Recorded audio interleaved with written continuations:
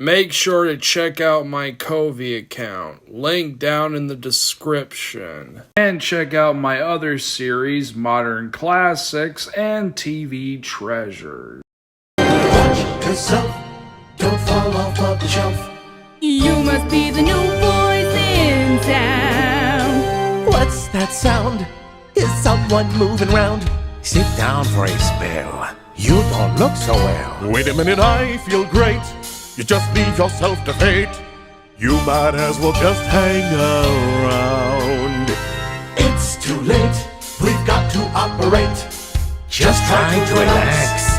It's the house of wax. Oh, I remember Frankenstein. Shivers up my spine. Wow. I'm getting out of here. We'll go to the cellar down below. Trouble is a bubbling in the brew. And while you're down there, Mr. Vincent Price will give you good advice. He'll know what to do. You just tell him boo. He will put the motor with the storm, I'm telling you. It's like a movie. It's a B-movie show. Hello, I'm Henry R. Mockingbird, your host with the mustache, and welcome to part 3 of Scared-tober. Now, today's review is a bit of a special one. Today's review is the very first werewolf movie I have ever reviewed for Halloween. And what werewolf movie, you're probably wondering? Well, it's Werewolf of London, not to be confused with American Werewolf in London. So, let's begin.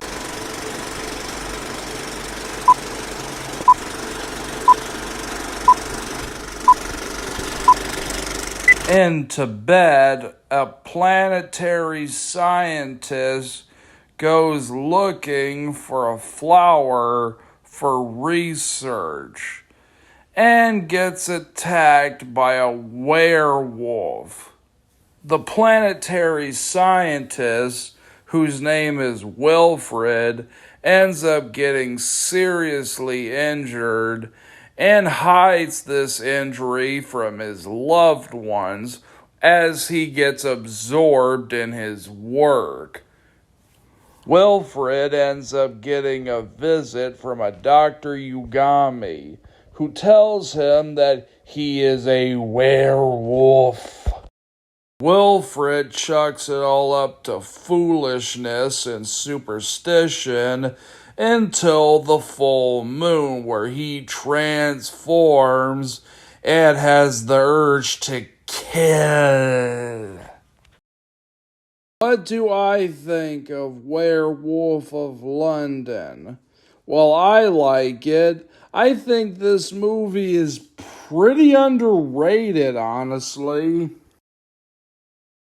Stories of werewolves had existed since the 16th century, and this was not the first werewolf movie.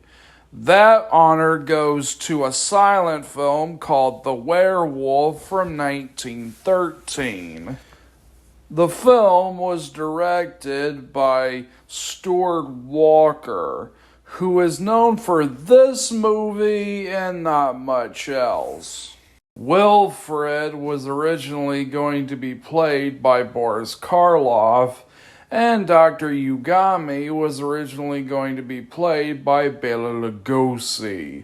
But Boris Karloff was too busy with Bride of Frankenstein, and Bela Lugosi would later go on to be in The Wolfman. Jack Pierce had a werewolf design that later would resemble what the Wolfman would eventually look like. But Henry Holt, being very prideful, hated the fact that this design made him look unrecognizable with the makeup. So he ended up running to studio head Carl Laemmle and the design ended up getting rejected. Much to Jack Pierce's utter annoyance, he had to do a redesign. And when the film finally came out, it got pretty mixed reviews. Director Ruben Monoliet criticized the film for having similarities to his film Dr. Jekyll and Mr. Hyde, while Leonard Maltin gave it a 2.5 out of 5 stars, calling it dated but effective. But then again, this was the same guy who liked Godzilla's Revenge, so I'm not sure if we should take his review as gospel. This film would later be the inspiration for the horror comedy An American Werewolf in London. Werewolf of London, at least one version, uses music from The Invisible Man and The Black Cat, while the version I watched used music from the Flash Gordon serial.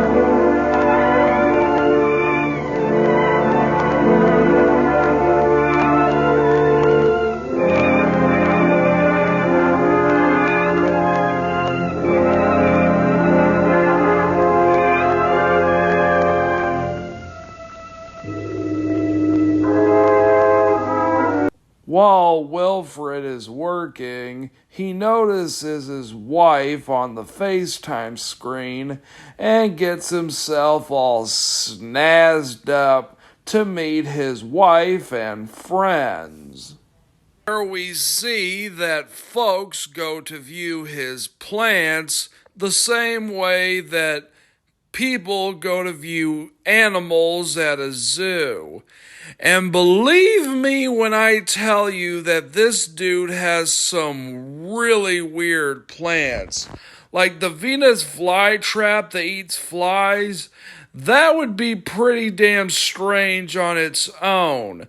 But then we see that this dude has a plant that has tentacles and eats living frogs. This thing looks like the plant equivalent of Jabba the Hutt's pit from Return of the Jedi. Nah, still better than Book of Boba Fett. There's the scene where Wilfred transforms for the first time and the cat starts raging out at him.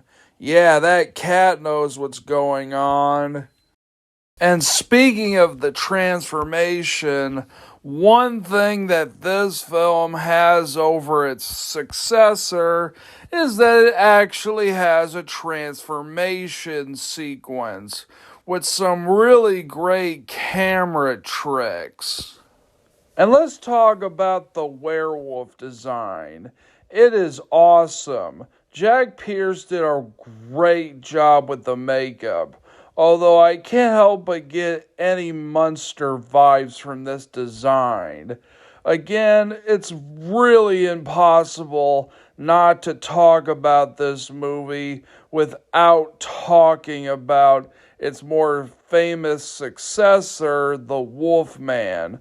And both are very drastically different. On the one hand, Larry is more physical, whereas on the other hand, Wilfred is more psychological. And their takes on werewolfism are very different. Whereas in The Wolfman, it's more on gypsy folklore and is more supernatural, whereas in Werewolf of London, it's more based on Tibet legends. Wilfred is played by Harry Holt, who brings a real believability to the character. Wilfred discovers in his laboratory that the flower he got from Tibet has a cure for his werewolfism if he pecks the stem under his skin. But later, Dr. Yugami says that this isn't a cure. It is a temporary antidote that only lasts for a few hours. Oh, how many hours? I really don't know. The movie never specifically says. Like, what happens if he takes this antidote at midnight or like 3 in the morning? Would it still work? You know what? Never mind. Let's talk about Dr. Yugami, played by Warren Olin, who's best known for starring in the Charlie Chan series. Yugami is the highlight of this movie. If I had to compare him to anyone, he's kind of similar to Peter Cushing's Van Helsing or Dr. Loomis in the Halloween series, where he's always talking in monologue-ish speeches, and he's the only one who knows what the hell is going on, but nobody believes him. I say if you're a fan of werewolf movies, give this one a howling good time. 5 gold stars. Until the next review, I'm Henry R. Mockingbird, your host with the mustache, signing off. This is weird. It's much worse than I feared. I'll close my eyes and make it disappear. This is strange. It ain't home on the range.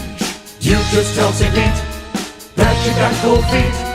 Here goes the sun, here comes the night. Somebody turn on the light. Somebody tell me that fate has been kind. You can't go on.